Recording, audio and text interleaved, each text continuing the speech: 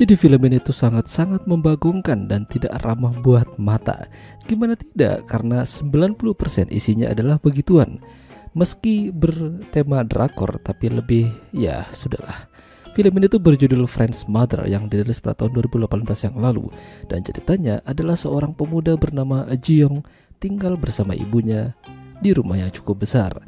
Entah kemana sang ayah tidak dijelaskan secara detail. Ji-young masih muda dan tidak bekerja. Bahkan dia lebih suka bermain HP dan main game online yang memakan banyak uang. Ibunya sudah memperingatkan dirinya untuk lebih baik mencari kegiatan yang lebih bermanfaat.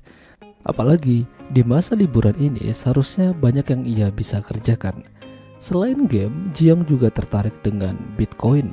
Dia ingin membelinya dan menyimpannya, berharap suatu hari nanti bisa mencairkannya dengan uang sungguhan jika nilainya melonjak.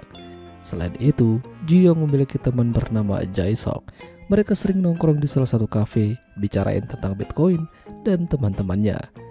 Jae-sok ini ternyata lagi galau, duitnya habis dan dia tidak bisa bayar kos-kosan. Dia merantau dan jauh dari rumah.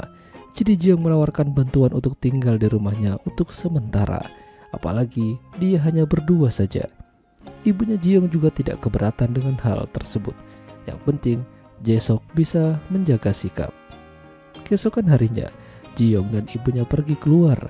Ibunya bekerja, sementara Ji-young mau ke rumah pacarnya. Dan Jae-young itu sendiri masih molor.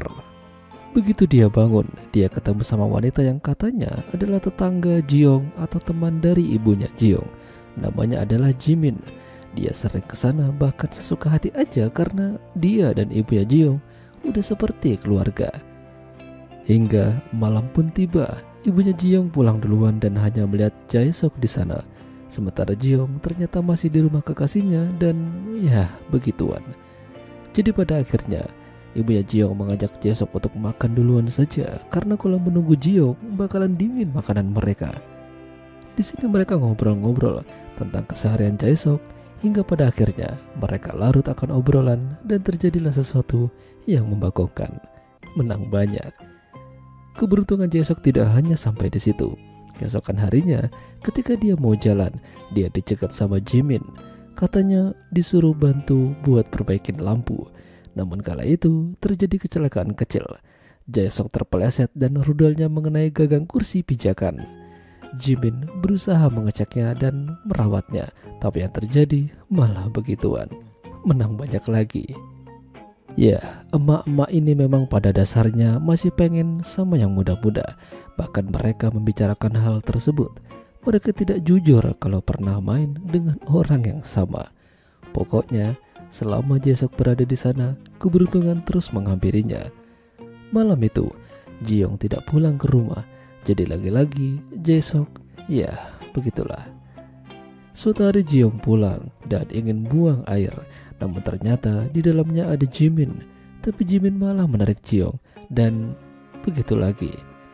Tapi aksi mereka diketahui oleh sang ibu. Di sini terjadi pertengkaran antara ibunya Ji-young dan Jimin. Padahal ibunya Ji-young udah menganggap seperti keluarga dan bebas masuk ke rumahnya. Tapi kenapa diembat juga anaknya? Jimin tidak mau kalah.